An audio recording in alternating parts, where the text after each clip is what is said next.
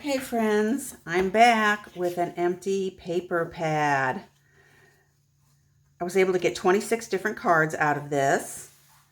I was using this Unity stamp set called Give Thanks. I'm just going to show you the ones that are variations. There's probably about 16 different card designs, but several of them I've gotten different mixtures of paper. I won't show you the 5 or 6 actual duplicates that I got that are exactly the same, so let's zoom in, shall we? We'll just zip right through these. Here is the first one I made. Isn't this great? Of course, we've got the fall blessings on this tag. And then we just have a panel and then a circle offset. I like this design so well, I kept changing the colors of the background.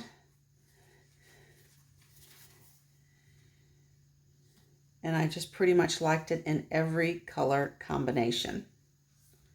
So, and of course that used up 4 sheets of paper pretty quickly too, or at least the biggest part.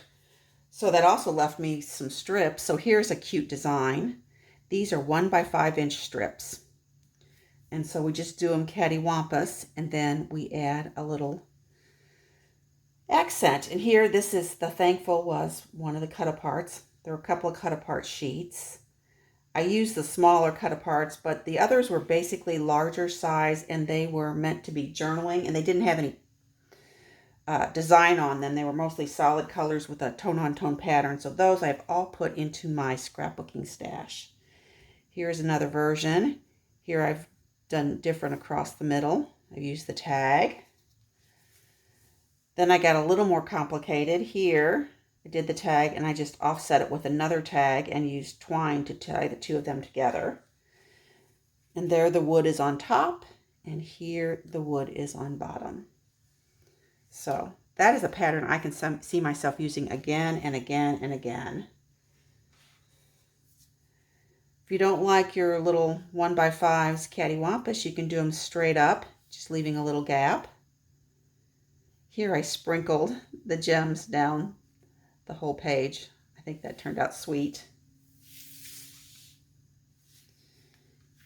Here I did the same as the background, but then there's a lot more going on top. We've got 2 layers here, and then we've got a cardstock layer there. And then this is the classic label punch from Stampin' Up. I don't like to do too many just cardstock accent layers on my paper. If this is some older confetti type cardstock, and wasn't a real heavy weight. It was something my brother-in-law found at a rummage sale, and so my sister-in-law shared some of it with me. So it's fine for these cards, but I don't like it when the card starts to feel out of balance and the top is too heavy. Here's this next pattern. This one is fun.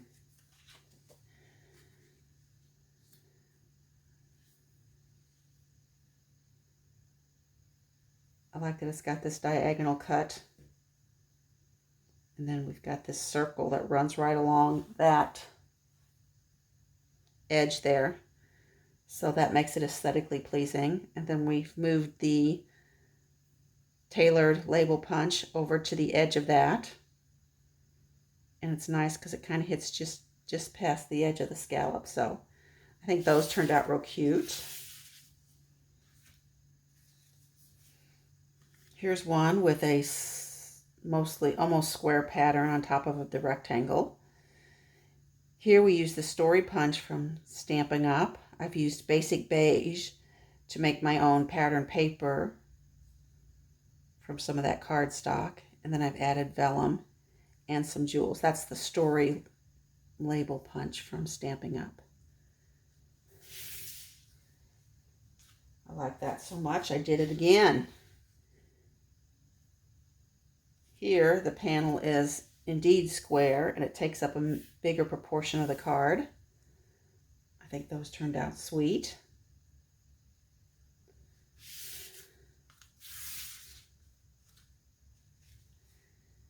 Here's one where we've cut a panel on the diagonal and then used the gap to decorate. These little acorns were an acorn punch from Stampin' Up! And you can see there that I've colored the top of them with a Copic marker. And I used the actual acorn pattern to copy the little accenting I did with a black pen.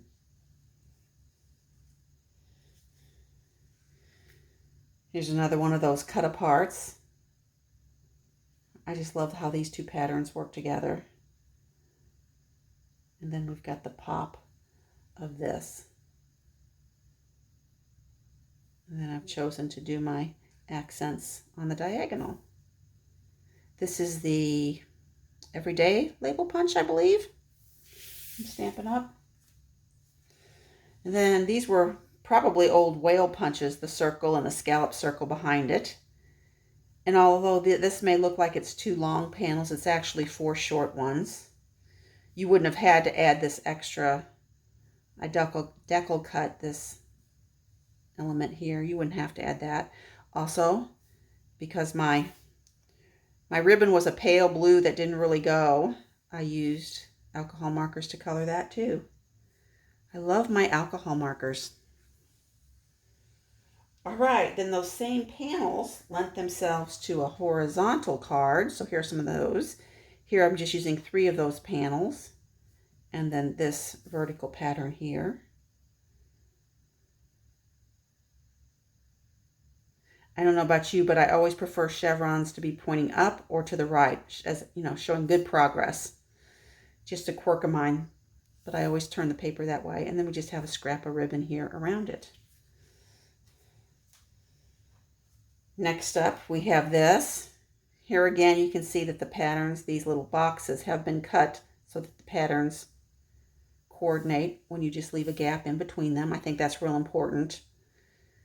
Unless it's a tone-on-tone where you wouldn't notice it, anything with a lot of different color variation or elements like this, you really need to match them up if you can. It's just an extra step that really does make the card more eye-pleasing, although not a lot of people would notice. Here we have the washi tape punch from Stampin' Up! And then here's my favorite card, so it's last but not least.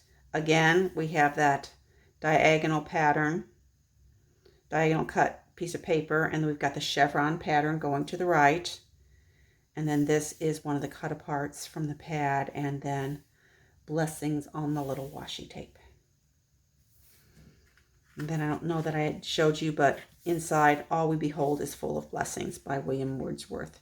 So these will be for my church's shut-in ministry for Thanksgiving this year. So I do not have to make any more cards in 2025 if I don't want to. Of course, I probably will.